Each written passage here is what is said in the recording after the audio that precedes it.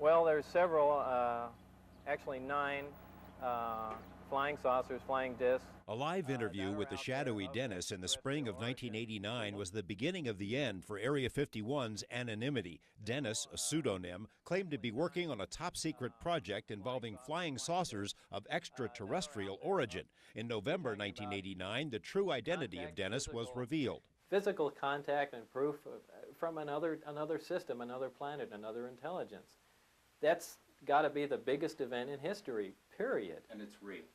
And it's real and it's there. Bob Lazar said he was hired by the Navy to work at a facility called S4, adjacent to Papoose Dry Lake south of Groom Lake. Several hangars were built into a mountainside, he said, and inside each hangar was a flying saucer. There were 9 total that I saw, each one being different. Like they had the assortment pack. The story set off a stampede. UFO enthusiasts took bus trips to the outskirts of Area 51, staged saucer watches, told even wilder tales about alien beings running amok at Groom Lake. Media outlets poked fun at the so-called saucer nuts and at Lazar. But in the years that followed, every major news organization in the world visited or wrote about the base. TV specials aired in many countries. Actually 9 flying saucers. Tens of thousands of visitors trekked to the base to see for themselves. In nearby Rachel, Nevada, the town closest to Area 51, residents recognized a good thing. The Rachel Bar and Grill became the Little Ailey Inn, plastered its walls with UFO photos, put a few clever doodads and eye catchers outside, and began selling alien merchandise. I have candles, I have patches, I have pins. I have all different coffee cups. Of course, you saw that I do have badges, I have licenses, I have shot glasses. Along with postcards, posters, cookie jars, and alien spoons. We have little miniature playing cards. We have guitar straps. We have sunglasses.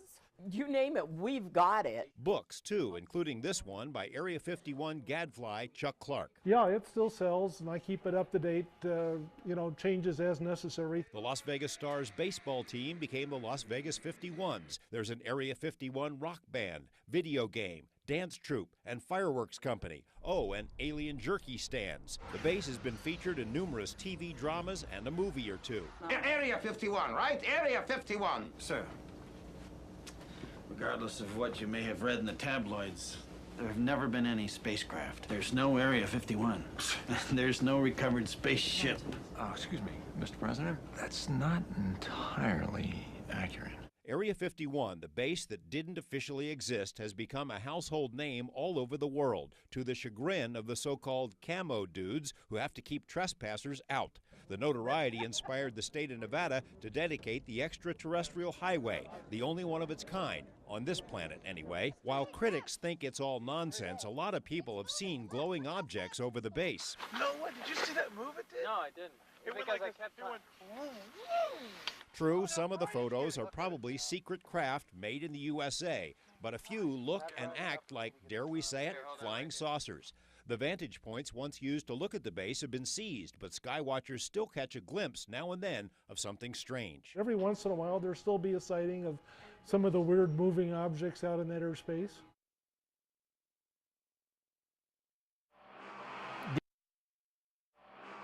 Given the same information, if the tables were returned, I'm not sure I believe the story either.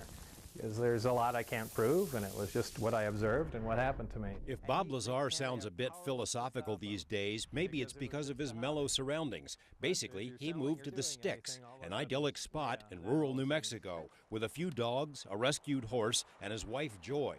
The house at the end of the dirt road is comfortable, but tough to find, which means strangers aren't likely to show up to ask questions about flying saucers. I really had to cut that loose. I don't answer UFO emails anymore, so if anybody's thinking about emailing me, I don't care if you were abducted. I am sorry to hear about it, but it's, nor do I believe most of the UFO stories. The hangars are all connected together. There was a time, though, when Lazar was at the center of the UFO universe. In 1989, his allegations about ET craft being tested in the Nevada desert exploded into the public consciousness. He said he worked for the Navy at S4, a hidden hangar complex south of Groom Lake, where 9 flying discs of various shapes were stored and tested. Lazar said the craft were powered by antimatter reactors. His drawing of what he called the sport model became the basis for a popular model kit still sold in stores. Many other products were launched too.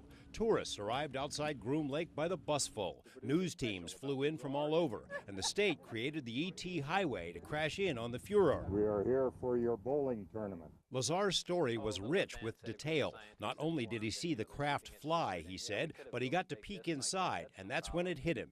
You know, we could have adapted these to make it fly, but why does it have little furniture inside, essentially little seats? While the public ate it up, the military said nothing, and the UFO hierarchy dismissed it all as a fabrication since Lazar could not verify parts of his background.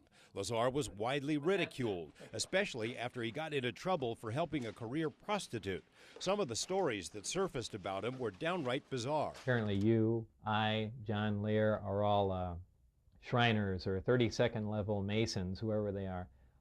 There are no aliens, that it is the Shriners that actually have the flying saucer technology, and we came up with the alien story to confuse the public. Lazar doesn't miss the UFO craziness at all. Out here, he's almost anonymous. He minces no words about whether he sticks by the story. I felt privileged to be part of the project, and it was fascinating to be involved in any way, shape, or form. But, you know, life moves on. And it's a busy life at that. Lazar started United Nuclear, a scientific supply company that sells a long list of stuff online to schools, universities, even to government agencies and labs. Things like cloud chambers, radiation detectors, and uranium ore.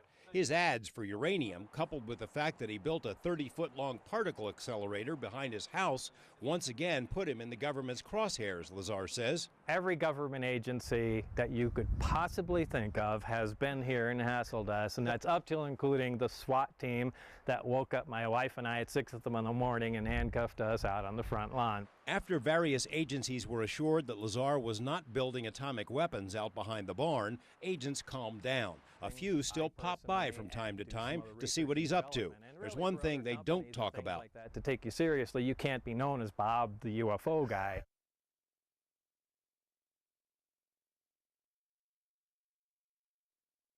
As a teenager, Bob Lazar built a jet-powered bicycle, later a jet Honda, then a jet dragster. These days, he's focused on a different propulsion system. Every vehicle we have here is powered by hydrogen. At his new home in rural New Mexico, Lazar's been working on a conversion kit that will turn any car into a hydrogen hybrid.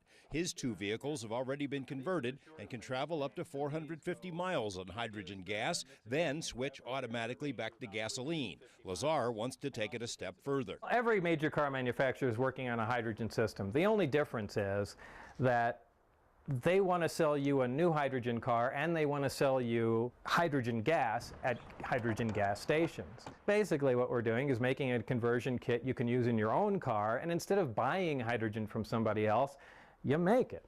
He makes hydrogen using water and a solar-powered generator, but again with a Lazar twist. But it's the only particle accelerator on the block, I'll guarantee it. The small lab behind his home has a 30-foot-long particle accelerator he built from scratch. He uses it to produce metal hydrides, which absorb hydrogen gas like a sponge and make it much safer to use as a fuel. You can do that with ordinary metal hydrides, but we found a way to kind of actually manipulate the atomic structure to change things, and it worked out fantastically. Almost sounds like you're a real scientist.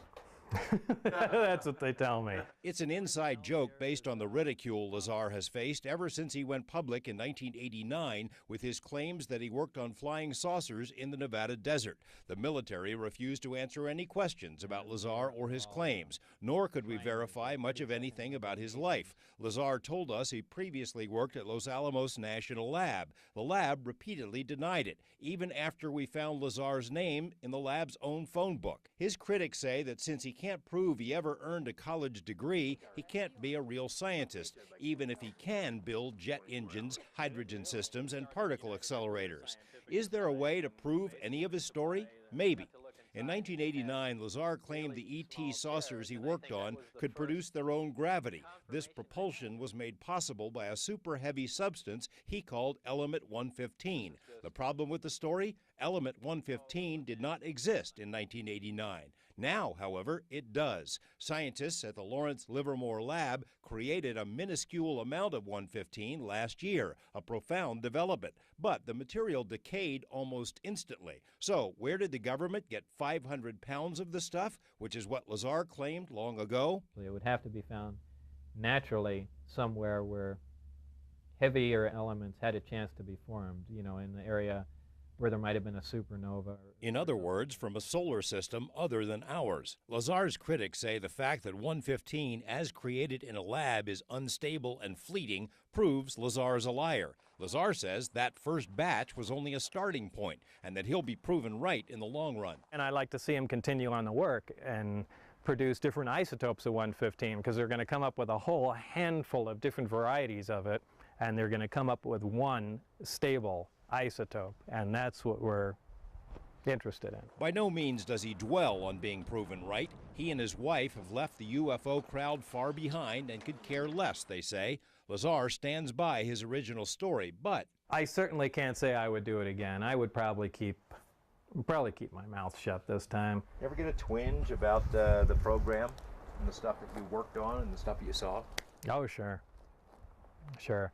I mean, who wouldn't like to go back and see what they're doing now and things of that sort? But on the other hand, I'd rather be here. George Knapp, Channel 8 Eyewitness News. Right, right.